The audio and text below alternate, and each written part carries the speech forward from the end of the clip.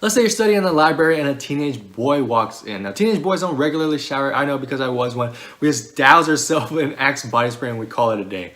And when he walks in, you don't smell him right away. But as he sits down, all that smell permeates through the room and then everyone smells him. That is called diffusion. That's the physics of diffusion, where you have a high concentration of a particle, and that diffuses into areas where there are low concentrations of that particle. So it kind of spreads out. That's the phenomenon you see when you put a drop of food coloring in water. If you put tea in water, if you crack a cold one with the boys, and then all that carbon dioxide that leaks out in the air and your drink goes flat. That is diffusion. Now we can use a different example. We don't have to use the stinky Axe example.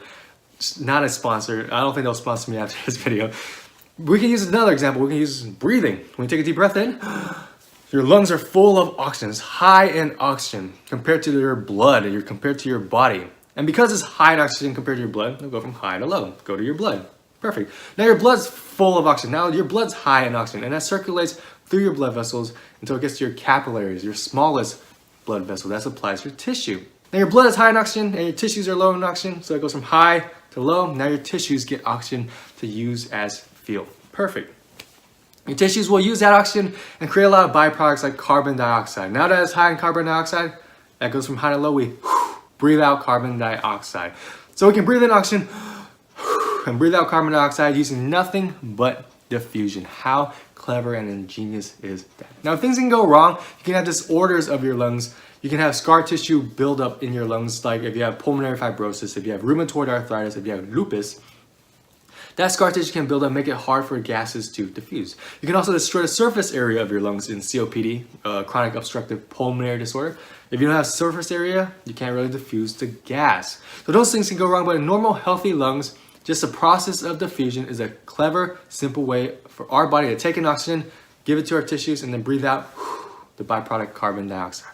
Just like that. It's very simple, but it took until the 1900s to discover that's how our lungs actually work. Who discovered it? Enter August Krogh. Now, August Krogh was a Danish zoologist born in 1874. He showed a keen interest in animals early on, like most kids did, but he would read experiments and then try his own, which more or less failed. But he kept his interest into adulthood, and he would study the lungs and the skin of frogs. He showed that oxygen and carbon dioxide would easily diffuse through the lungs of frogs and through the thin membranous skin of frogs. And while we aren't frogs, we share a lot of the physiological traits of frogs. So he thought maybe we breathe through diffusion.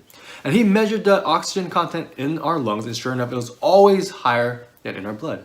And when he looked at the capillaries in our body, he noticed that during exercise, our capillaries would dilate to allow for further diffusion into our tissues. And he said, listen, I found it. We take in oxygen and deliver oxygen through nothing more than diffusion. That changed the game, because back then we thought that our lungs were a gland.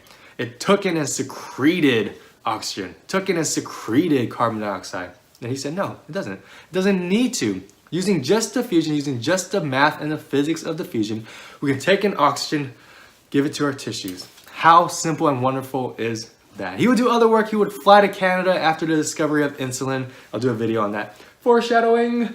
He would also work on Denmark's first particle accelerator. I mean, he scienced hard. But for his work in discovering how oxygen is delivered and how capillaries work, he was awarded the Nobel Prize in 1920. That's the story of Krogh. That's the story of diffusion and Axe body spray. Axe, I'm listening if you want to sponsor me.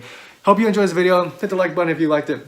If you want to see more in the series, click here to subscribe. Click somewhere here for other videos in the series. Thanks.